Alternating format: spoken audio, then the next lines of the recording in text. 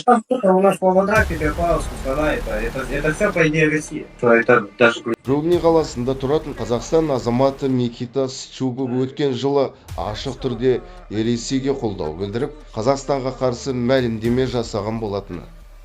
Ол өз сұхбатында, егер Ресей Қазақстанға соғыс ашса, мен Ресей жағында боламын, қазақтарға қарсы күресемін деп айтқан. Бұл еліміздің бірлігіне, тәуелсіздігіне және конституциясына қарсы арандатушылық әрекет. Қазір Счуговқа қатысты іс Қазақстан Республикасының қылмыстық кодексінің 3 бабы бойынша тергеліп жатыр.